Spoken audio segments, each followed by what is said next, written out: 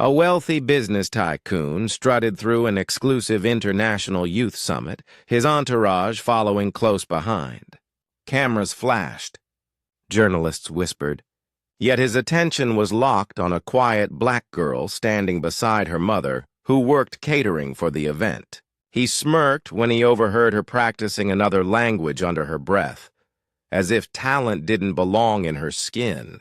He was used to a world where wealth determined worth, and he was sure she had none. But that day, he would face a humiliation money couldn't erase. Because the moment she opened her mouth, everything changed. Watch until the end. Wait a second. Tell us where you're watching from in the comments. And don't forget to subscribe for more powerful stories like this.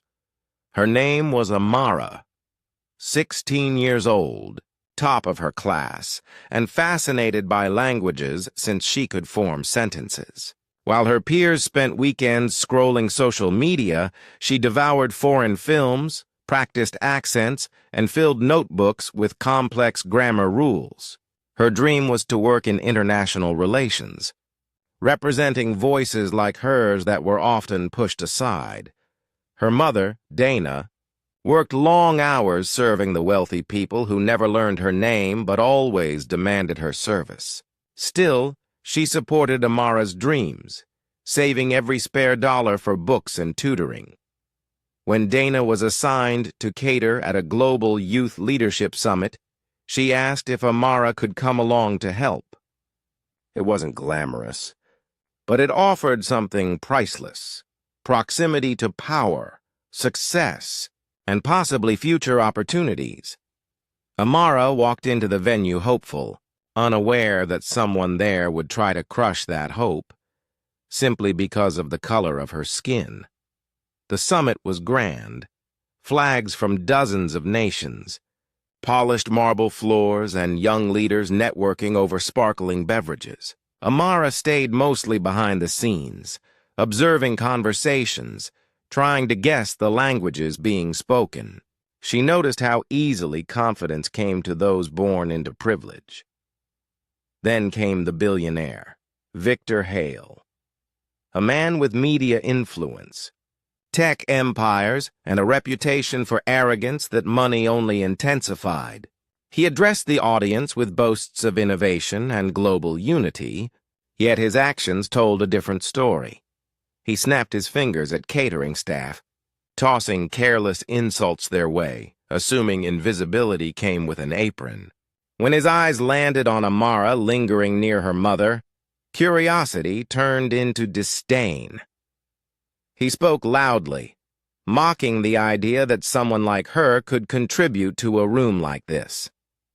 When he overheard the soft practice of a foreign phrase escape her lips, his smirk sharpened.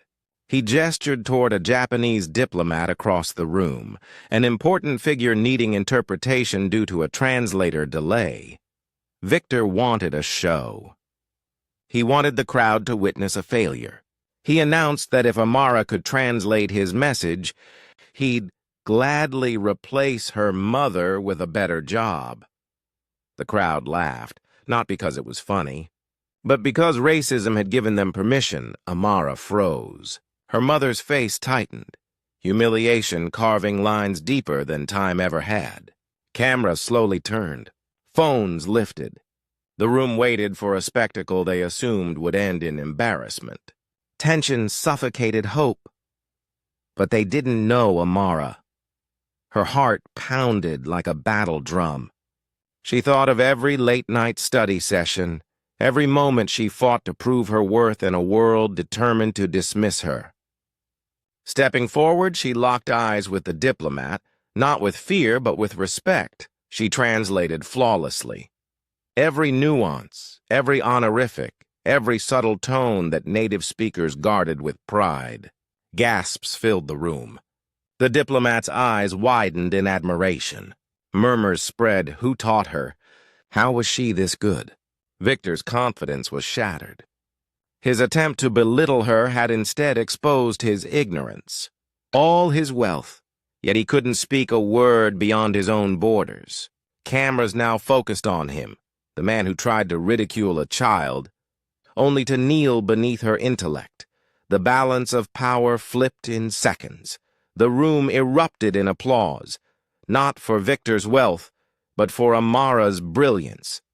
The diplomat offered her a complimentary mentorship, opening doors she once only dreamed of knocking on. Dana held back tears, proud that her daughter's voice could rise even when others tried to silence it. Victor, meanwhile, retreated into the crowd, his arrogance publicly dismantled. For once, he couldn't buy his way out of accountability. Amara didn't just win that moment. She reclaimed a truth often forgotten. Genius knows no race, and dignity is not determined by status. How many more young black talents must prove themselves before the world stops doubting them? Comment below. Which country and city are you watching from? Take care.